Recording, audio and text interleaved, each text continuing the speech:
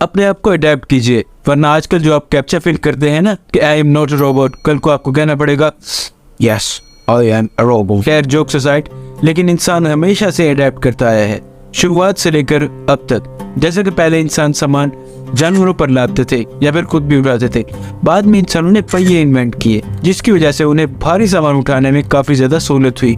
सो इसको भी अडेप्टेबिलिटी ही कहा जाएगा जो इंसानों की थी, और उन्होंने एक नई चीज़ ईजाद कर ली थी जिससे वो अब भारी सामान उठा सकते थे।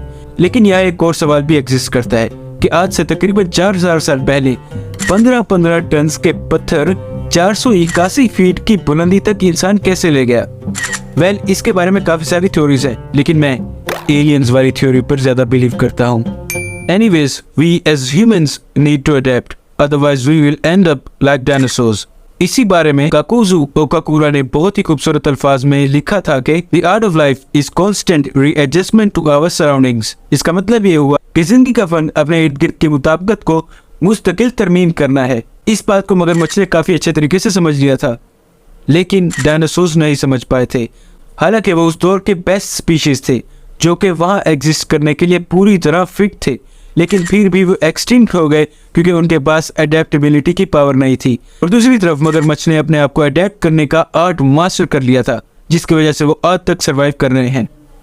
अब आप खुद सोचिए कि एआई के आने के बाद कितने लोग बेरोजगार हुए हैं। इसकी चंद मिसालें मैं आपको बताता हूँ। पहले बात करते हैं उन लोगों की जो अभी हाल ही में बेरोजगार हुए, जैसे कि फ्रीलांसर्स लोगो बनाते थे और लोगो कैनवा पर बन जाते हैं, पिक्सआर्ट पर बन जाते हैं। इसकी वजह से उन लोगों का काम फारिग हो गया। दूसरे थंबनेल मेकर्स जो कि थंबनेल बनाकर लोगों को दिए करते थे और उससे पैसे कमाते थे फ्रीलांसिंग में। ये मैं नए दौर की बात कर रहा हूँ। अब कैनवा ने उनकी जॉब्स को रिप्लेस कर दिया है, क्योंकि कैनवा से बेहतर थंबनेल कौन बना सकता है भाई। कैनवा में फ्री में भी इतने शानदार थंबनेल बन जाते हैं कि आपकी सोच है। और तीसरी बात, स्क्रिप्ट राइटर्स, जैसे कि अब नई टेक्नोलॉजी आई है चैट जीपीटी, मैं उसकी भी मदद लेता हूँ फैक्ट्स चेक करने के लिए। कोई चीज़ अगर ज़रूरत हो तो वो स्क्रिप्ट भी लिख सकती है, किसी भी यूट्यूबर के लिए कुछ भी कर सकती है। सो अगर आप स्क्रिप्ट राइटर हैं तो आपकी जॉब भी जल्दी फारिग हो जाएगी इसकी वजह से। और अगर पुराने दौर में चले जाएं तो वहाँ तो काफ़ी ज़्यादा जॉब से रिप्लेस हुई एआई के आने की वजह से, या फिर एक नई टेक्नोलॉजीज़ के आने की वजह से भी। जैसे कि लोग पहले घोड़ा चलाकर सवारियाँ लादते थे और उनसे पैसे कमाते थे, लेकिन अब आ गए रिक्शे, सो उनका काम फारिग हो गया। लोगों के पास मोबाइल आ गए तो पीसीयू का काम ख़त्म हो गया। लोगों को अब न्यूज़पेपर्स की ज़रूरत नहीं है, क्योंकि अब वो मोबाइल पर न्यूज़ देख सकते हैं, टीवी पर न्यूज़ देख सकते हैं। जो पहले न्यूज़पेपर्स थे उन्होंने कहा नहीं छोड़ो, ये तो नई टेक्नोलॉजी है, हमें क्या इसकी ज़रूरत, हम तो खुद भी अपना चलाएंगे, हम तो ऐसे ही चलेंगे भाई। तो वो अब उनका नामो निशान नहीं है, क्योंकि वो अडेप्ट नहीं कर पाए। Adaptability is the key to success. This is my quote, by the way.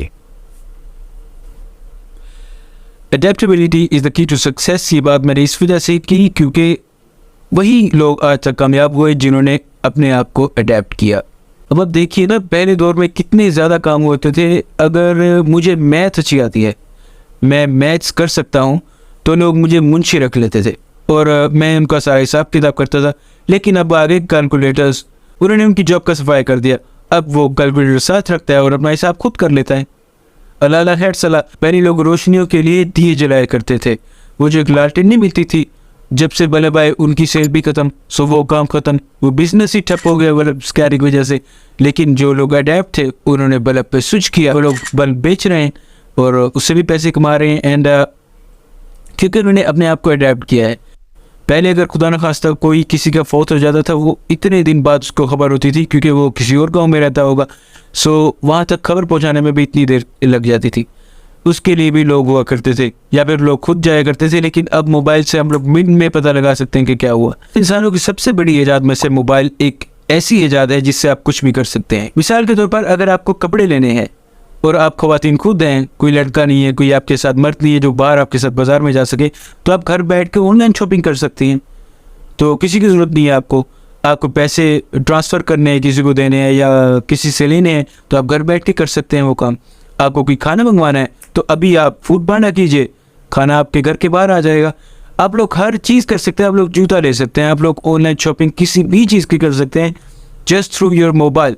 सो आप खुद सोच सकते हैं कि सिर्फ मोबाइल ने ही कितनी सारी जॉब्स को कवर कर लिया है और आगे भी कितनी ज़्यादा जॉब्स कवर हो सकती हैं एआई के ज़्यादा डोमिनेट होने के बाद आप लोग खुद सोचिए और अपने आप को ऐसी स्किल्स के मुताबिक अडेप्ट कीजिए जो एआई नहीं कर सकती, जो मैं आपको वीडियो के एंड में बताऊंगा। पहले लोग इतने ज़्यादा काफले लेकर सफ़र किया करते थे, बेचारे एंड में डाकू भी उन्हें मारते थे और उनका सामान लूट जाते थे। कुछ भी हो सकता था, खूंखार जानवर ने उनका शिकार कर लिया। अब तो कोई टेंशन ही नहीं है, जहाज़ पर बैठे और 4 घंटे में सऊदी अरब पहुँच जाएं।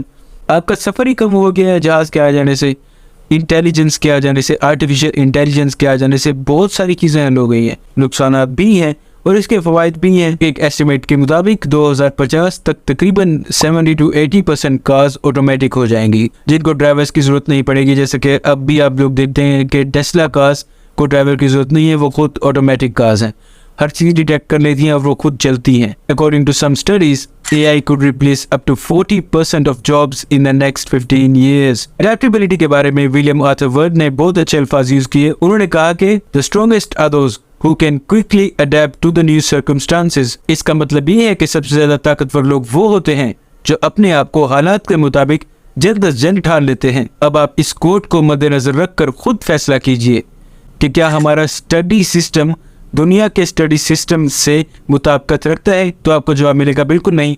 हम तो आज से 10-5 साल पहले की किताबें पढ़ रहे हैं जिसमें हमें दुनिया का कोई फ़ायदा नहीं है। उसमें वो चीज़ नहीं सिखाई जा रही जो आजकल की ज़रूरत है, उसमें पुरानी चीज़ें ही सिखाई जा रही हैं और वो एक रट्टा सिस्टम है जिसकी इस दुनिया को कोई ज़रूरत नहीं। एंड पाकिस्तानी इस दुनिया से काफ़ी ज़्यादा पीछे हैं अभी भी, और इस स्टडी सिस्टम, इस माइंडसेट के साथ हम लोग और भी ज़्यादा पीछे रह जाएंगे। पाकिस्तानी कौम एक ऐसी कौम है जो कि खुद को अडेप्ट करने की बजाय रिवाइव करना चाहती है चीज़ों को, जो कि पिछले दौर में जाकर चीज़ों को रिवाइव करना चाहती है और कहती है कि पिछला दौर बहुत अच्छा था। ठीक है, मैं मानता हूँ कि पिछला दौर बहुत अच्छा था, लेकिन अब वो दौर नहीं आ सकता। अब एक नया दौर है, एक नई सोच है, एक नई फिक्र है। आपको उसके लिहाज से अपने आप को ढालना होगा। ना पुराना दौर अब आ सकता है, ना कोई ला सकता है। Simple as that. So you need to adapt to the new world. Simple. चीज़ों को रिवाइव करने की कोशिश मत कीजिए, खुद को अडेप्ट करने की कोशिश कीजिए, तभी आप कामयाब होंगे। एज एन इंडिविजुअल हमें अडेप्ट करना होगा अपने आप को, एक एक इंसान को अडेप्ट होना होगा, तभी हम इस दुनिया का मुकाबला कर पाएंगे हर लिहाज से। अब देखिए कि इंडिया अब कितना IT में तरक्की कर रहा है, क्योंकि उनकी सोच हमारी तरह पिछली चीज़ों को रिवाइव करना नहीं है, नई चीज़ों के मुताबिक से खुद को ढाल कर अडेप्ट करने की उनकी सोच है। That's why they are so successful nowadays. और अब आप सब सोच रहे होंगे कि इन तमाम मसाइल का हल क्या है। इन तमाम मसाइल का हल मेरे पास मौजूद है, लेकिन अब ये वीडियो काफ़ी ज़्यादा लंबी हो रही है और मैं इस वीडियो का पार्ट 2 बनाने के बारे में सोच रहा हूँ। इन तमाम मसाइल का हल मैं आपको पार्ट 2 में ज़रूर बताऊंगा। सो आप इस वीडियो का पार्ट 2 ज़रूर देखिएगा। इस वीडियो के पार्ट 2 में मैं आपको 6 पॉइंट्स में समझाऊंगा कि आप सब लोग इन तमाम मसाइल का हल कैसे कर सकते हैं और अपने आप को नए दौर के मुताबिक से अडेप्ट कैसे कर सकते हैं। अगली वीडियो देखना मत भूलिएगा।